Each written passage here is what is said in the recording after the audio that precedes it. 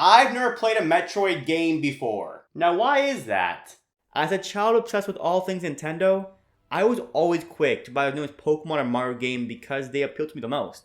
But there was one specific time I remember when I went to Toys R Us and I saw some kind of robot on one of the video game covers. And my first thoughts were, wow, that looks lame as shit, and went on with my life. But little did I know, that lame robot is not only one of the most beloved Nintendo IPs, but one of the most influential video game series of all time. And fast forward to 2021, that same kid went out of his way to buy the newest installment of said lame robot, to see if it can actually live up to the absurd expectations I now have for it. So hello everyone, this is the Glass Half Full, and today, we're looking at Metroid Dread from the perspective of a newcomer.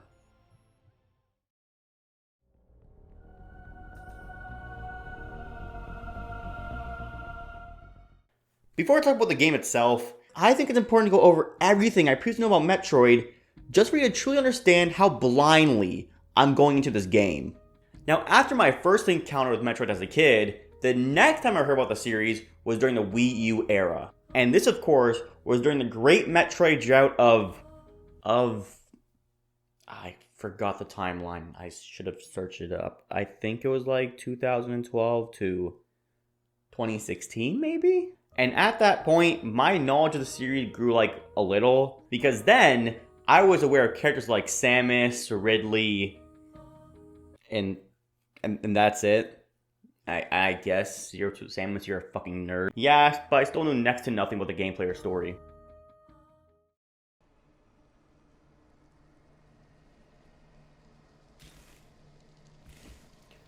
First thing you immediately notice about this game is how visually stunning it looks. Everyone already knows this, but there's this stigma that Nintendo consoles aren't usually as powerful as other platforms, but their games can still look visually appealing.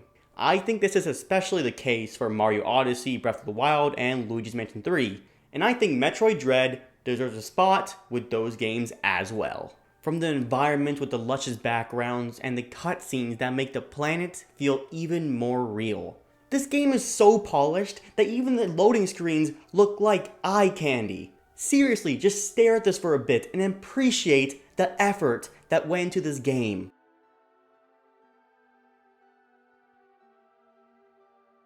Now again, as someone who has no prior knowledge on the previous 2D Metroid games, really should have done some research beforehand, huh?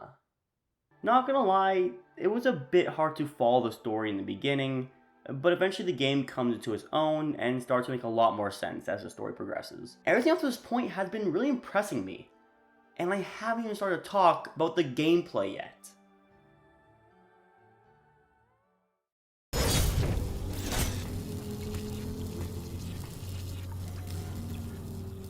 For this section, I think I have to mention that a couple weeks ago, I beat a game called Hollow Knight. Really fun game, I recommend you play it. And prior to playing it, I heard that the game is categorized as a Metroidvania.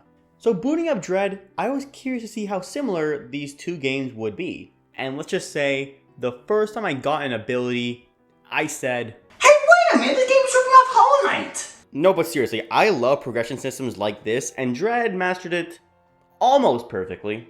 You only start off with a gun and a slide, and not gonna lie, it makes the early game feel pretty stiff and boring. But obviously when the game progresses, you gain access to abilities more and more frequently, making the gameplay more and more fluid and fun. By the end of the game, Samus feels super fun to control, and it's always cool going to a new area and seeing how your new abilities can affect the way you play in that said area. Like I said before, it is very similar to Hollow Knight, but there is one key factor that makes me favor Metroid Dread's progression system a bit more. There are many times in Metroid Dread where the game prevents the player from going back to previous areas due to the lack of an ability that can gain access to previous areas, which forces the player to move forward to find a way back or a new path entirely. However, when there's a roadblock in Hollow Knight, the game kind of just lets you go back to previous areas no matter what. Maybe sometimes there's a stag bug, which just lets you go anywhere actually. I have no problems with either of these, but for me personally, I prefer Metroid Dread because the restrictions only entices me more to find the necessary abilities to carry on through the game. So when I do find an upgrade, I can go back to that area and see if I missed anything because I now have a new ability to carry myself through the game.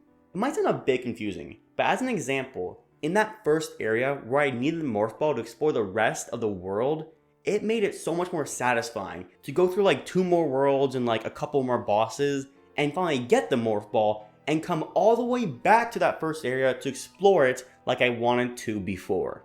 As the game really opens up at the latter part of the story, it answered my question to why so many games copy this style, to the point where the category is literally called Metroidvania. Crazy how one franchise alone, fuck you Castlevania, holds that kind of power.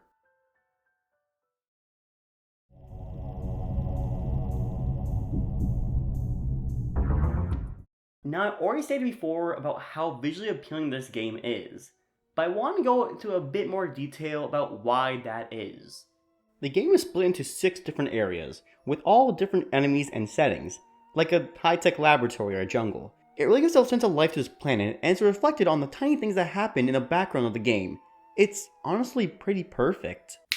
Until you get stuck. Look, I can be pretty stupid at times, to the point where I may have searched up a guide to help me like 2 times. And when I say 2 times, that's probably closer to 15. It's more so my fault and my lack of Metroid knowledge and not really the game. Well, except for this part.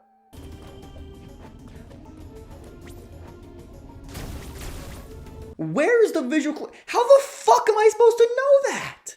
I believe Dunkey first coined the term, Metroid moment. And this is probably one of them. Another key design factor of this game is the whole dread part of it. And that is based on the introduction of the Emmys. At first glance, I was already super interested in what these things were and what kind of role they play in the game. And I now have an answer to that. And that is to fucking terrify you! Ever since you first encountered them, these guys always have a sense of urgency and, dread when they lurk near you and try to find you through different sounds you make. And you'd think after like the 3rd time you encounter these guys, you no longer get scared, but that's just not true! Well, at least for me. I think it's because of how lanky they are and their creepy movement. Oh, and the fact that their only desire is to murder me, which scares the ever-loving shit out of me. Alright, it wasn't shitting my pants scary, but every time I miss that Hail Mary kick in that cutscene, it makes my heart jump a little. All in all, the enemies are a great concept, and it's hard to believe that the idea to make them existed all the way back in 2003.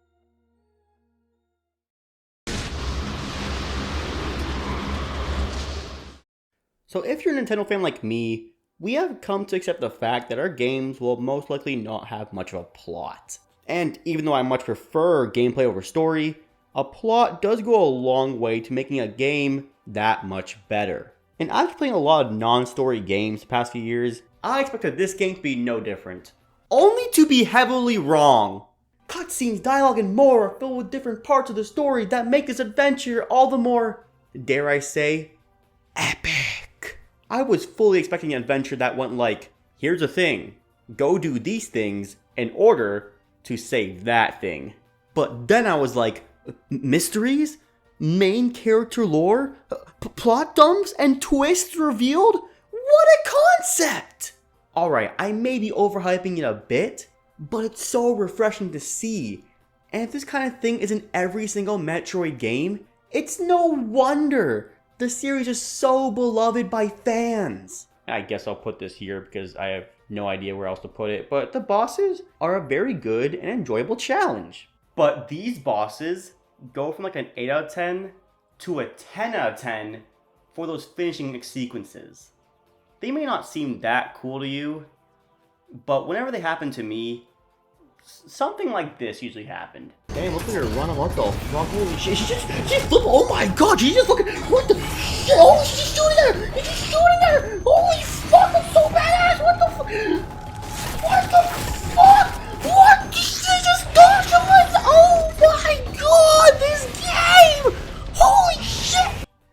took multiple tries to beat, and that final boss, which is something to say the least, took a lot out of me, and I had to go back and grind like 3 separate times just to beat it.